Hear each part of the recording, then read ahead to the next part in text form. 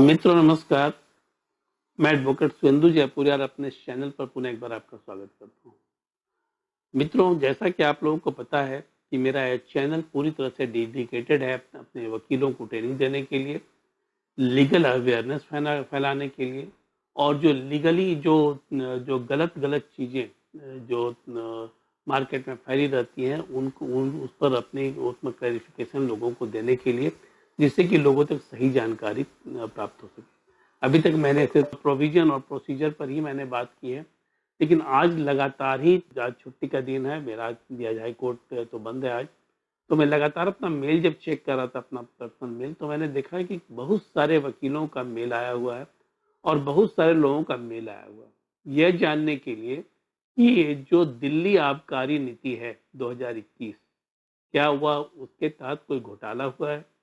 और उन लोगों ने यह जानना चाहा है क्या अरविंद केजरीवाल और मनीष सिसोदिया इस घोटाले में शामिल हैं और कौन सा कानूनी प्रावधान है जिसके तहत वो जेल जा सकते हैं, उन्हें इम्प्लीकेट किया जा सकता है। ठीक है, तो मित्रों, सबसे पहले तो मैं आप लोगों को ये बता दूं कि ऐसे तो यह मेरा सब्जेक्ट नहीं है, लेकिन चूंकि आप लोगों ने काफी प्रश्न इस पर पूछा है और इससे पता चल रहा है कि चूंकि अरविंद केजरीवाल और मनीष सिसोदिया दिल्ली के बहुत पॉपुलर लीडर हैं, इसलिए दिल्ली से ही बहुत सारे हमारे वकीलों ने और बहुत सारे लोगों ने मेल पर यह जानना चाहा है कि इसमें सच्चाई क्या है। मित्रों, मैंने अभी एक्साइज पॉलिसी को पूरी ढंग से पढ़ा नहीं है, दिल्ली एक्साइज पॉलिसी को, लेकिन मैं अभी तुरंत में जब मैं इसको देख रहा था तो आप लोगों का कुछ क्लैरिफिकेशन है, मैं उसका जवाब जरूर देने की कोशिश करूंगा। लेकिन मैं पहले एक चीज और भी स्पष्ट कर दूं कि इसमें मेरा न तो कोई पॉलिटिकल एजेंडा है, न ही मेरा कोई मैलिशियस इंटेंशन है, और न ही कुछ है और कुछ और है।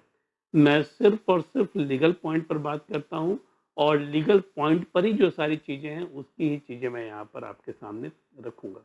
और इसमें यदि मनीष सिसोदिया और अरविंद केजरीवाल इम्प्लीकेट होते हुए नजर आते हैं तो वह भी मैं आप लोगों को बतलाने की कोशिश करूंगा। तो सबसे पहले मैं आप लोगों को बता दूं कि अरविंद केजरीवाल जो दिल्ली के मुख्यमंत्री हैं, उनके कार्यकाल में 2021 में आबकारी नीति, नई आबकारी नीति बनाई गई, एक्साइज पॉलिसी बनाई गई। ठीक है, इसके पहले भी एक्साइज पॉलिसी थी, 2009 की एक्साइज पॉलिसी थी जो चली आ रही थी, 2010 में उसको इम्प्लीमेंट किया गया था। और उसके तहत ही उसका जो बैकग्राउंड है उसमें जो दिया गया है कि उन्हें अधिकार क्या क्या है, जिसकी चर्चा इस अधिकार में की गई है। तो जो स्टेट को पावर है, सबसे पहले मैं स्टेट की पावर की बात कर दूं कि जो स्टेट को पावर है, वो स्टेट की पावर की चर्चा एंट्री 8, ठीक है ना, लिस्ट 2, स्टेट लिस्ट, जो कि स्टेट लिस्ट है इंडियन कॉन्स्टिट्यूशन का 7th शेड्यूल का, उसमें चर्चा की गई है। ठीक है, और उसमें कहा गया है, उसमें क्या पावर दिया गया है, the power of the state to control and regulate the trade and liquor. ठीक है ना, वह उसकी चर्चा की गई। मतलब स्टेट को पावर दिया गया है एंट्री 8 लिस्ट 2 जो स्टेट लिस्ट है उसके अंतर्गत, कि वह रेगुलेट करे लीकर के ट्रेड को। तो पहला जो उनको अधिकार दिया गया है वो तो अपने अधिकार के तहत उन्होंने काम किया। दूसरा जो दिया गया है, जो दूसरा उसमें 7th शेड्यूल में और स्टेट लिस्ट की जो चर्चा जिसमें की गई है, जो कि इनके जो अरविंद केजरीवाल का जो आबकारी नीति है, एक्साइज पॉलिसी 2021, इसमें ही उसकी चर्चा भी की गई है। एज पर एंट्री 51, ठीक है ना, list 2 state list, states are empowered to levy excise duty, ठीक है, and also countervailing duty on liquor for human consumption taking into account economic and social consideration. ठीक है, तो एक्साइज ड्यूटी को लगाने का अधिकार, ठीक है ना, सोशल एंड इकोनॉमिक कंसिडरेशन को ध्यान में रखते हुए, और जो ह्यूमन कंजम्पशन की चीजों को ध्यान में रखते हुए क्या गया है, उसको लगाने का अधिकार भी दिया गया है। ठीक है, अब ये देखिए कि दिल्ली एक्साइज एक्ट 2009 सेक्शन 26 जो है वह क्या इसमें कहता है। इसे मैं खुद कोई अपनी तरफ से नहीं कह रहा हूँ, जो एक्साइज पॉलिसी कर रही है दिल्ली गवर्नमेंट की वह मैं कह रहा हूँ। ठीक है, इसमें क्या कहा गया है, सेक्शन 26 ऑफ द एक्ट में prescribe the nature and component of the excise revenue to be levied and recovered under the following heads, namely किस किस हेड के तहत रेवेन्यू को जनरेट किया जा सकता है, लगाया जा सकता है रेवेन्यू का, को जो है उस फॉलोइंग हेड्स में दिया गया। पहला तो है ड्यूटी के रूप में, मतलब कि टैक्स के रूप में। दूसरा है लाइसेंस फी के रूप में। तीसरा है लेवल रजिस्ट्रेशन फी के रूप में। और तीसरा है इंपोर्ट और एक्सपोर्ट फी के रूप में। यहाँ जो विवाद उठ रहा है बार बार वो लाइसेंस फी को लेकर है और लेवल रजिस्ट्रेशन फी को लेकर ही उठ रहा है, जिस पर काफी सारे विवाद हुए। विवाद की भी मैं बात अभी करूंगा। अब इसके अलावा क्या है, जो दिल्ली सरकार ने, दिल्ली गवर्नमेंट ने एक एक्सपर्ट कमेटी बनाई। एक्सपर्ट कमेटी की रिपोर्ट जो है वह एक्सपर्ट कमेटी उन्होंने बनाई 2020 में, और सितंबर 2020 में उसकी रिपोर्ट भी आ गई। ठीक है, सितंबर 2020 में उसकी रिपोर्ट आई। और इस एक्सपर्ट कमेटी का जो रिपोर्ट था, उसको उन्होंने जो क्या क्या मेजर को सजेस्ट किया उसकी मैं चर्चा कर दूं पहले। Augmenting the state excise duty revenue, excise duty के रेवेन्यू को कैसे बढ़ाया जाए। Simplifying the liquor pricing mechanism, ठीक है। Checking malpractices and evasion of duty in liquor trade, ठीक है। दूसरा, ensuring equitable access to the liquor supply.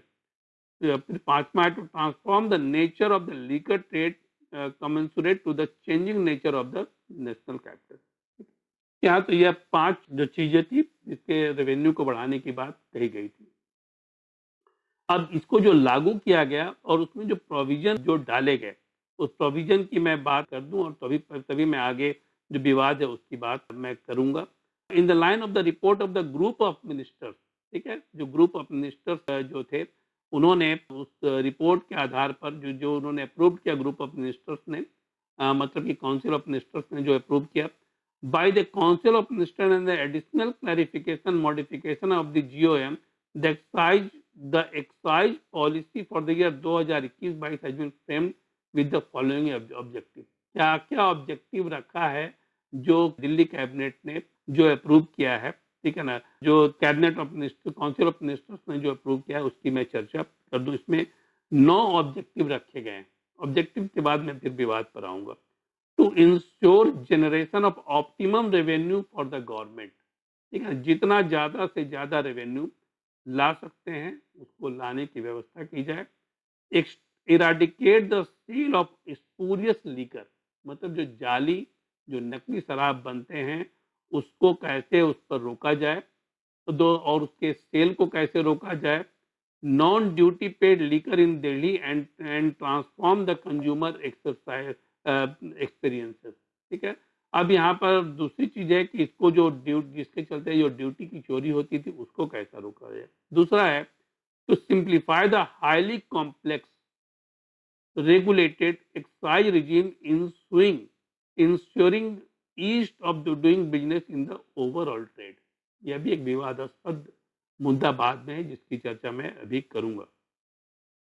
फिर तीसरा है to not allow formation of any monopoly और कार्टेल, किसी तरह की मोनोपोली नहीं आए, इसकी भी चर्चा यहाँ पर की गई है, यहाँ प्रावधान किया गया है। चौथा है to allow the responsible players in the industry to carry out the trade transparently without resorting to the any proxy model, बिना किसी प्रॉक्सी मॉडल के। और रिस्पॉन्सिबल बिजनेसमैन को जो लाइसेंस देने की बात कही गई है उन लोगों को अलाउ करने की बात कही गई है, और जो इसमें प्रॉक्सी मॉडल को नहीं अपनाया। प्रॉक्सी मॉडल की मैं आप लोगों को बताऊंगा कि कैसे इसको इन लोगों ने, इस पर जो आरोप लगाए जा रहे हैं उसकी भी चर्चा मैं करूंगा। पांचवा है to ensure equitable access to liquor supply to all the wards areas.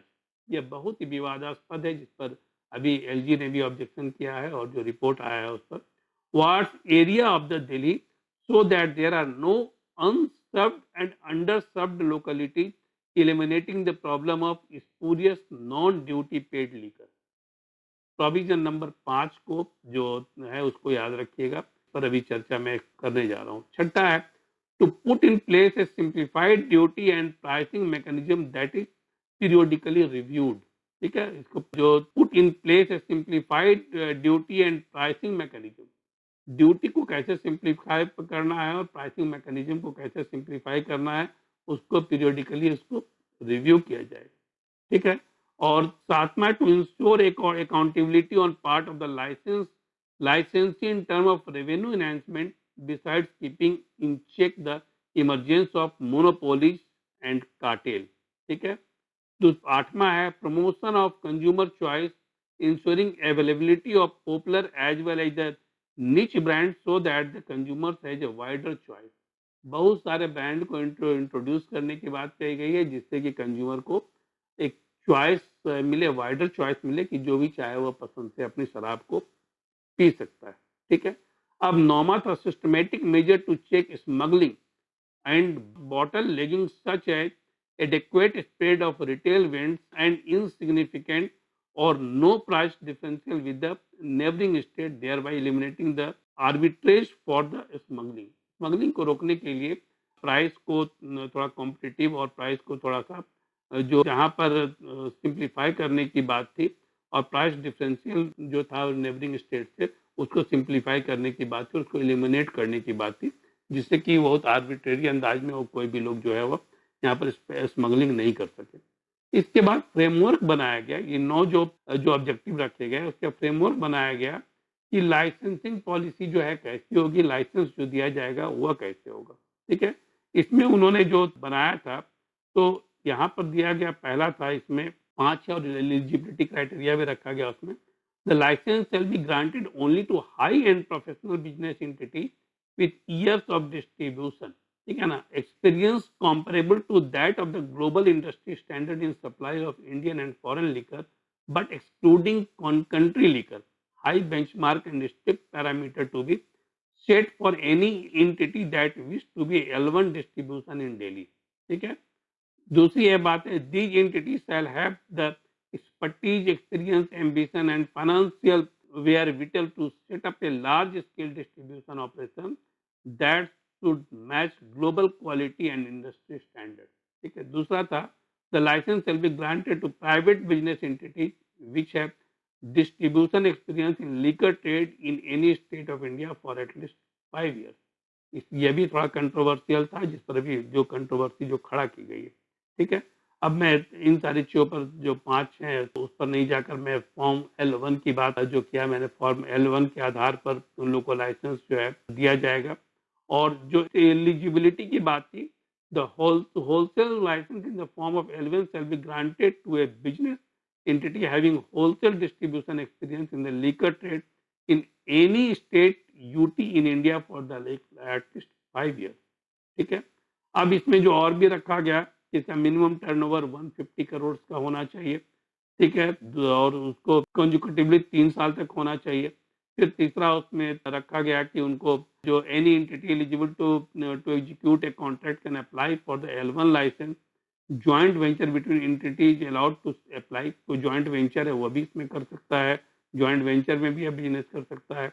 ठीक है। अब इसके साथ साथ और भी बहुत सारे क्राइटेरिया हैं कि मैं क्राइटेरिया पर नहीं जाकर मैं सिर्फ और सिर्फ आता हूँ अभी लाइसेंसिंग फी पर।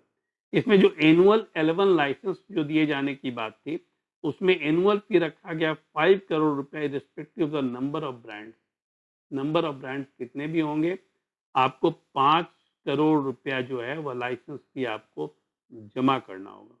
The nominal charge of 5,000 will be levied for each bounded warehouse licence to be granted in form L31। ठीक है। तो यह तो था आपका जो लाइसेंसिंग फी की बात कही गई थी। अब विवाद क्या आ रहे हैं, मैं इसकी बात करूं। ऐसे तो काफी लंबा है, अभी तो मैंने 4 पेज पर आया, टोटल 26 पेज है, लेकिन वो बहुत सारे काम के नहीं है। जो विवाद के मुद्दे हैं, जिस पर काफी विवाद चल रहा है, उसकी बात मैं जो सबसे पहले करना चाहूंगा। क्या विवाद क्या उठ रहा है? विवाद उठ रहा है कि कैबिनेट ने फैसला लिया 2020 में और उसको लागू किया गया नई आबकारी नीति को, जिसमें कि मैंने अभी आप लोगों को जो दिखलाया था सेक्शन 5 की बात जो कही थी इस पूरे आबकारी नीति में जो आया था, जिसमें ऑब्जेक्टिव की बात थी, जिसमें कि हर वार्ड में जो खोलने की बात थी शराब का आउटलेट। और ये शराब का आउटलेट जो खोला गया वो कहाँ कहाँ खोला गया, स्कूल के बगल में, अस्पताल के बगल में, एयरपोर्ट के बगल में, इन सारी जगहों पर इसको खोला गया, जिसका काफी विरोध भी हुआ। और एक एक वार्ड में 2-2 लाइसेंस जारी कर दिए गए, जिससे कि जो इन्होंने कहा कि इजिली अवेलेबल हो, तो इजिली अवेलेबल होने से जो करप्शन बढ़ता है वो तो है ही, लेकिन यह तो मैं मोरल ग्राउंड की बात मैं यहाँ नहीं कर रहा हूँ। मैं सिर्फ यह बात कर रहा हूँ कि कहाँ पर यह बात घोटाला का आ रहा है और बात कहाँ आ रही है कि क्या अरविंद केजरीवाल इससे और मनीष सिसोदिया जेल जा सकते हैं, इसकी मैं चर्चा करूँ। तो अभी आपको पता है कि दिल्ली के लेफ्टिनेंट गवर्नर जो हैं वह BK सक्सेना है। तो लेफ्टिनेंट गवर्नर ने अभी CBI को एक चिट्ठी भेजी है, रिकमेंडेशन भेजा है कि जो दिल्ली सरकार की आबकारी नीति है उसकी वह जांच करे। ठीक है ना, तो जांच तो बहुत सारी एजेंसियां करती है, बहुत सरकार की बहुत सारी चीजों की जांच होती है, लेकिन इसमें हाई तौबा क्यों मचाया जा रहा है, इसको सबसे पहले देखने की बात है। क्या सरकार ने इस आबकारी नीति के तहत क्या सरकार कोई ऐसा काम किया है जिससे कि सरकार को वित्तीय लॉस हुआ है? ठीक है, सरकार को वित्तीय लॉस हुआ है, यहाँ पर यह समझने की बात है। तो अभी यह आरोप लगाया जा रहा है, मैंने आरोप को देखा है, जो उसमें आरोप की बात कही गई है उसमें कहा गया है कि सरकार को इस पॉलिसी के तहत लाइसेंसिंग फी में 144 करोड़ रुपए का लॉस हुआ है पहला। ठीक है ना, 144 करोड़ रुपए का लॉस हुआ है। अब ये लॉस कैसे हुआ है इसको भी थोड़ा स्पेसिफाई किया गया कि जब किसी को लाइसेंस दिया गया तो लाइसेंसिंग फी 5 करोड़ रुपए थी, लेकिन बाद में उसको सेकंड आउटलेट भी दे दिया गया, जैसा कि आरोप लगाया जा रहा है, मैं नहीं कह रहा हूं, जैसा कि आरोप लगाया जा रहा है कि सेकंड जो आउटलेट उसको दिया गया उसमें उसे लाइसेंसिंग फी ली ही नहीं। ठीक है, तो निश्चित रूप से जब एक आउटलेट को दिया जा रहा है, जो आउटलेट एग्जिस्टिंग है उसको यदि दिया जा रहा है तो 5 करोड़ रुपया तो छोड़ा गया। तो वैसे कर कर करीब 144 करोड़ रुपए का रेवेन्यू का लॉस हुआ। और यह कहा गया कि यह रेवेन्यू का जो लॉस हुआ है वो रेवेन्यू का लॉस गवर्नमेंट का है, लेकिन सरकार ने जो जो सरकार के जो एग्जिस्टिंग मंत्री हैं उन्होंने इसका फायदा लिया, या आरोप है, अभी यह सत्य साबित नहीं हुआ है। फिर मैं यह कह रहा हूँ कि यह आरोप है, यह सत्य साबित नहीं हुआ है। तो वहां पर यह कहा गया कि इस तरह 144 करोड़ रुपए का घोटाला हुआ है, सरकार को रेवेन्यू का लॉस हुआ है, और उसमें जो किकबैक मिला है उसका बंदरबाट हुआ है नेताओं के बीच में और अफसरों के बीच। ठीक है, पहला तो यह सबसे बड़ा आरोप है। दूसरा यह कहा गया कि एयरपोर्ट अथॉरिटी के बगल में लीकर लाइसेंस देने की बात की, लेकिन एयरपोर्ट अथॉरिटी ने उसे इनकार कर दिया परमिशन देने से। और दूसरा यह कि उसमें बहुत सारे लैकुना थे जिन्होंने अप्लाई किया था। तो यह आबकारी नीति में 2021 की आबकारी नीति में यह पॉलिसी है कि यदि कोई इलिजिबल नहीं होता है और यहाँ पर कोई लैकुना उसके तरफ से रहता है, तब ऐसी स्थिति में जो वह अर्नेस्ट मनी जमा करता है, ठीक है ना, जो अर्नेस्ट मनी जमा करता है वो अर्नेस्ट मनी फॉरफिट हो जाएगा। लेकिन यहाँ पर एक मामले में 30 करोड़ रुपए की जो अर्नेस्ट मनी थी वो बिना किसी प्रोविजन के, बिना किसी प्रावधान के उसको लौटा दिया गया। यह माना गया कि यह भी एक घोटाला है, यह एक फेवर है। तो यह सारे घोटाले जो थे वो सामने आए, और सामने ये सारा सारा चीज जो वो डॉक्यूमेंट्री प्रूफ है। इसके अलावा कैबिनेट ने चूंकि आबकारी नीति बनाई थी और कैबिनेट के द्वारा ये अप्रूव था, इसीलिए इसके लिए रिस्पॉन्सिबल कैबिनेट को माना जा रहा है। लेकिन आबकारी मंत्री, एक्साइज मिनिस्टर चूंकि मनीष सिसोदिया है दिल्ली गवर्नमेंट के, इसीलिए दिल्ली गवर्नमेंट के आबकारी मंत्री मनीष सिसोदिया को इसमें सबसे ज्यादा रिस्पॉन्सिबल माना जा रहा है। और इसलिए भी रिस्पॉन्सिबल माना जा रहा है क्योंकि जो कैबिनेट का जो प्रस्ताव पास किया गया उसके बाद यह कहा गया कि छोटा मोटा अमेंडमेंट यदि कुछ करना हो आबकारी नीति में तो मनीष सिसोदिया इसके लिए ऑथराइज होंगे, जो कि अपने आप में गलत है। कोई भी डिसीजन जब कैबिनेट लेती है तो मंत्री उसके लिए ऑथराइज नहीं होता है कि वह मंत्री उस पर अपना निर्णय दे और उस पूरी पॉलिसी को इधर से उधर कर दे। मनीष सिसोदिया को यह पावर दिया गया। लेकिन बाद में जब अरविंद केजरीवाल को यह बात पता चला, चूंकि सुप्रीम में हो तो आप पार्टी के वही हैं, दिल्ली गवर्नमेंट के सर्वा वही हैं, तो उन्होंने इसको चेंज किया। तो यह सारी चीजें थी, और जब यह बातें बाहर आई तो काफी हंगामा हुआ। जब बातें बाहर आई तो काफी हंगामा इस पर हुआ कि रेवेन्यू का लॉस हुआ है, 144 करोड़ के रेवेन्यू का लॉस प्लस 30 करोड़, ठीक है, तो 173 करोड़ के रेवेन्यू का लॉस सरकार को अरविंद केजरीवाल की सरकार ने दिया है, दिल्ली गवर्नमेंट को है। दिल्ली गवर्नमेंट एक तरफ जहाँ यह हल्ला कर रही है कि वह काफी ईमानदार सरकार है, दूसरी तरफ उनके ऊपर आरोप लगाए जा रहे हैं। ठीक है, और ये आरोप लगातार ही उनके ऊपर लगाए जा रहे हैं। और जब एलजी को इसका पता चला, एलजी के पास जब यह कंप्लेन गया, मतलब लेफ्टिनेंट गवर्नर के पास जब इसका कंप्लेन गया, तो लेफ्टिनेंट गवर्नर ने चीफ सेक्रेटरी से इसकी रिपोर्ट मंगवाई, दिल्ली गवर्नमेंट की चीफ सेक्रेटरी से इसका रिपोर्ट मंगवाई। तो चीफ सेक्रेटरी ने इस पर अपनी रिपोर्ट डाल दी और डालकर उस जो अरविंद केजरीवाल मुख्यमंत्री हैं सरकार के, दिल्ली सरकार के, और एलजी दोनों को एक कॉपी भेजी जिसमें साफ साफ इन सारी बातों की चर्चा थी। अरविंद केजरीवाल के पास जब ये रिपोर्ट पहुंची तो उन्होंने आनंद फानंद में कैबिनेट की एक मीटिंग बुलाई। तो कैबिनेट की मीटिंग जो बुलाई वह भी नियम संगत नहीं थी, मैं उस पर नहीं जाना चाहता हूँ, मैं सिर्फ घोटाले की बात यहाँ पर कर रहा हूँ। तो और मीटिंग बुलाई और उस पर लीपापोती का प्रयास उन्होंने किया, लेकिन एलजी ने तब तक, एलजी को जैसे इस बात का पता चला इस पर लीपापोती का प्रयास हुआ, एलजी ने इसके लिए रिकमेंड कर दिया सीबीआई के इन्वेस्टिगेशन के लिए। अब यह मामला सीबीआई में चला गया है और यदि यह मामला सीबीआई में गया है तो सीबीआई जब इसकी छानबीन करेगी तो सारे पेपर जो डॉक्यूमेंट्री एविडेंस हैं उसके आधार पर तो डिफॉल्केशन का मामला तो बनेगा ही। यह मामला बनेगा कि सरकार को चूना लगाने का प्रयास किया गया है, सरकार के फंड तक पैसा नहीं पहुंचा है जो पैसा आना चाहिए, वो पैसा कहाँ गया उसकी भी छानबीन होगी। तो हो सकता है कि मनी लॉन्ड्रिंग का भी मामला बन जाए।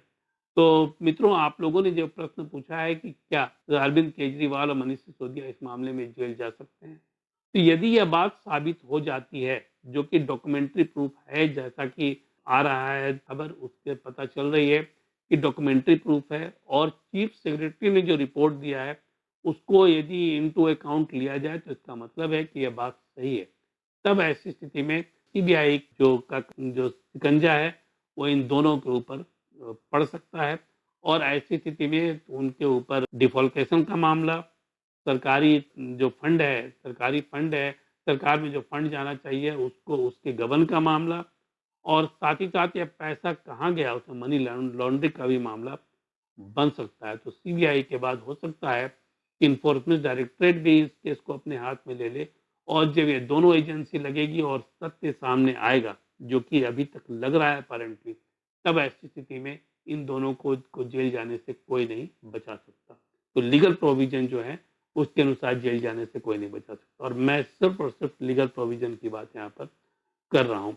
तो जो मैं अभी अनुमान लगा रहा हूँ, जो मैं डॉक्यूमेंट्स को देख पा रहा हूँ और जो मैंने पॉलिसी को अभी पढ़ा है, पॉलिसी को जो मैंने अभी पढ़ा है और जो जो चीफ सेक्रेटरी की रिपोर्ट है और जो मीडिया रिपोर्ट है, जैसे मैं मीडिया रिपोर्ट की बहुत बात नहीं कर रहा हूँ, मैं जो रिपोर्ट है चीफ सेक्रेटरी की और एलजी ने जो मैं रिकमेंड किया है सीबीआई को, उन तीनों के आधार पर, तीनों को जब मैं मिलाकर देखता हूँ, एक तो है कि जो 2021 की आबकारी नीति दिल्ली सरकार की, दूसरा उन्होंने जो जो एक्शंस लिए, जो जो उन्होंने उस पर प्रावधान किया और जो जो उस पर उन्होंने उसे एग्जीक्यूट करने के लिए काम किया, तीसरा जो फाइनेंशियल डिफॉल्केशन का मामला आ रहा है, कैसे रेवेन्यू का लॉस का मामला है, यह भी डॉक्यूमेंटेशन का ही मामला है कि कैसे उन्होंने एक व्यक्ति को ही बिना लाइसेंसिंग फी के दूसरा आउटलेट भी दे दिया, और तीसरा कैसे उन्होंने अर्नेस्ट मनी को लौटा दिया जिसका कि प्रावधान नहीं था।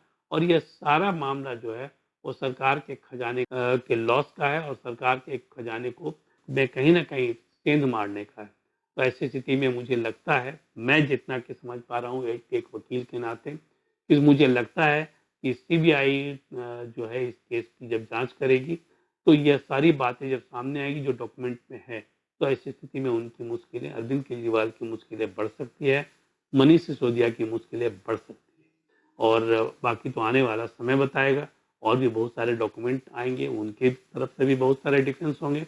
मैं सिर्फ यह नहीं कर रहा हूँ कि उनका अपना डिफेंस नहीं होगा, क्योंकि अरविंद केजरीवाल तो बहुत स्मार्ट आदमी है और रेवेन्यू सर्विसेज के ऑफिसर रहे हैं, तो उन्होंने ऐसी गलती यदि की होगी तो उसका बचाव भी उन्होंने ढूंढा होगा, या गलती नहीं की होगी तो उसके बचाव में वो आएंगे। लेकिन यदि इनका बचाव का कोई मजबूत पहलू नहीं है, तब ऐसी स्थिति में कानूनी शिकंजा उनके ऊपर फंस सकता है, तब ऐसी स्थिति में वो जेल जा सकते हैं। जाएंगे कि या नहीं जाएंगे वह जांच के बाद पता चलेगा। मैंने सिर्फ प्रावधान के आधार पर इस बात को कहा है। इस आधार पर मेरा जो अनुमान है वो यही कहता है कि यदि जो जो चीजें सामने हैं उसके आधार पर उन्होंने गलती की है और उन्होंने अपराध रैदर किया, स्टेट के साथ उन्होंने अपराध किया। तो मित्रों, जो आप लोगों ने प्रश्न पूछा था उसका मैं उम्मीद करता हूं कि आप लोगों को जवाब मिल गया होगा, और भी बाद में कुछ और बातें जब पता चलेगी तो मैं आप लोगों को बताऊंगा। मैं फिर आप लोगों को कह रहा हूँ कि मैं विवादास्पद मुद्दे पर नॉर्मली वीडियो नहीं बनाता, मैं लीगल प्रोविजंस पर ही बनाता हूँ, लेकिन फिर चूंकि लीगल प्रोविजंस इन्वॉल्व थे इसलिए मैंने इस पर वीडियो बनाना पसंद किया। तो मैं उम्मीद करता हूँ कि आप लोगों को ये वीडियो पसंद आया होगा, और यदि पसंद आता है तो फिर आप इसको ज़्यादा से ज़्यादा लोगों तक शेयर करें, चैनल को सब्सक्राइब करें और आई बटन को पुश करें, जिससे कि आपको लेटेस्ट नोटिफिकेशन मिलता रहे। धन्यवाद।